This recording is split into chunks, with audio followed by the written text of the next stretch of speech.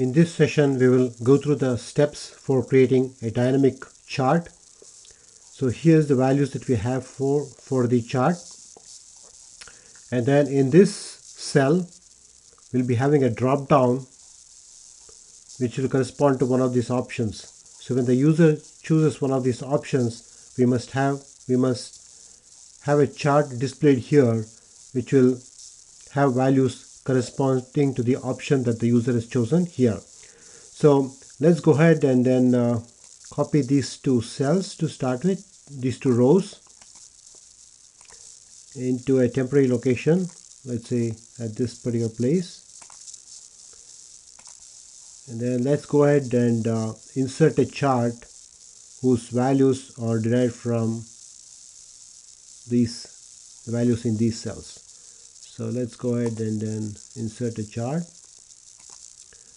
a simple 2D column. Now I'll choose the values, select data, and the data should be from these two rows. Okay, now I have this chart here which displays the values for chocolate. Since we want this chart to be dynamic, we'll have to make these values dynamic as well. So what we mean by dynamic is, if I choose a value of strawberry here instead of chocolate, the values I should see in these cells should correspond to the values that we have here in this row. So likewise, if I choose mint, I must see the values 110, 180 in these three cells. So the way we do that is we use a function called VLOOKUP. So I'll click this cell, and then instead of having a hard-coded value there, I will use a function called VLOOKUP. So let's go ahead and do that now. So just say equal to VLOOKUP.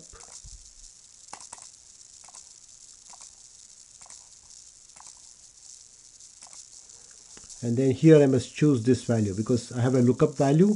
The lookup value is going to be chocolate in this case, or whatever I have in this particular cell. So if I change the value of this VLOOKUP will start looking up at a different value. So let's go ahead and then click. This one is B10, so I'll just select B10, $B.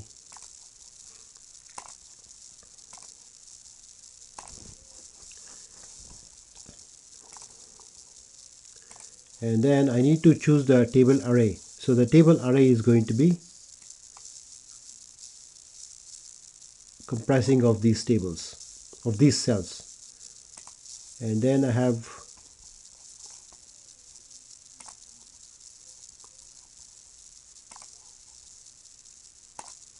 comma, and then I need to have a column index number. So what we are going to have here is column index 1, or rather 2, because this is column number 1, this is column number 2, column 3, and column 4. So I have to have the value corresponding to this particular column. So I need to say 2.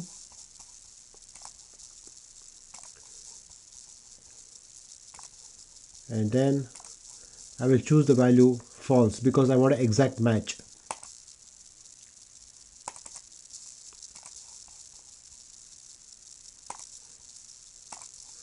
So this is what I have here for this particular cell. So let's go ahead and make this as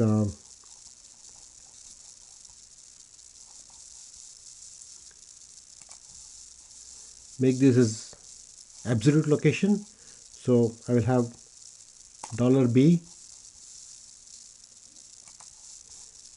$1, and then this one should be $E, and then $5.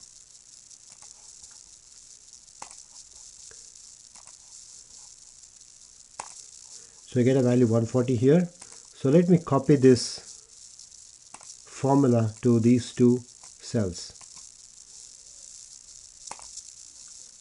So I copied that. The fact I'm seeing 140 here is because I just copied this formula, and this formula says look up in column 2. Actually, it should be column 3. So let's go ahead and change that to column 3.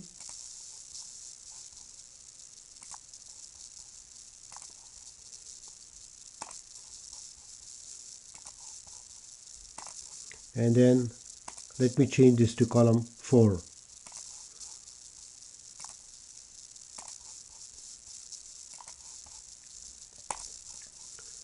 Okay, so I have a chart here, and these values correspond to whatever I have here in these cells.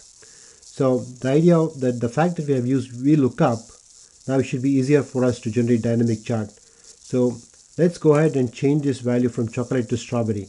So what we are expecting now is, because of the VLOOKUP function, I will see a value 90, 180 and 110 in these 3 cells. Let's go ahead and try that. So copy and then into this particular cell. So you can observe that these values have got changed from 90, 180 to 110. Now let's go ahead and try with one more. Let's say mint. Copy mint into this particular cell. So I see the values getting changed again. So 110, 100 and then 80. So just notice that this chart is based on the values that we have here in this range of cells. So this gets changed automatically. So the next thing that we need to do now is create a drop down. So the way we do a drop down is just select this cell where we want to drop down. So by selecting that, you have made that as an active cell, and click on data and then click on data validation. Now it brings up a screen which will say what is the type of value that you want to have here in this particular cell. So we want to have a list, so that list would display these values. So let's go ahead and then pick list here from this, and then for the source I want these 4 items to be selected. So let's go ahead and select those items. So let's choose this, then I'll pick these 4 items. So now I say okay. Now I have the list. I have a drop down here. If I click on the drop down, I'm going to see chocolate, strawberry, vanilla and mint. These 4 values have come from these cells. So I can choose one of those options there, strawberry or vanilla or mint. So this is how I can create a drop down. And now what we want now actually is this chart should change based on the options that we choose here. Now remember that this chart is based on the values that we have here in this range of cells, and then these values are derived from this particular table and is dependent on the value that we choose here. And all that we need to do now for this chart to be dynamic and based on the value that we choose here is to make this cell equivalent to the option that we have chosen there. So this cell is H7. So all we need to do is just replace this mint with H7, and then we should be seeing the dynamic chart in action. So H and then I'll say $7.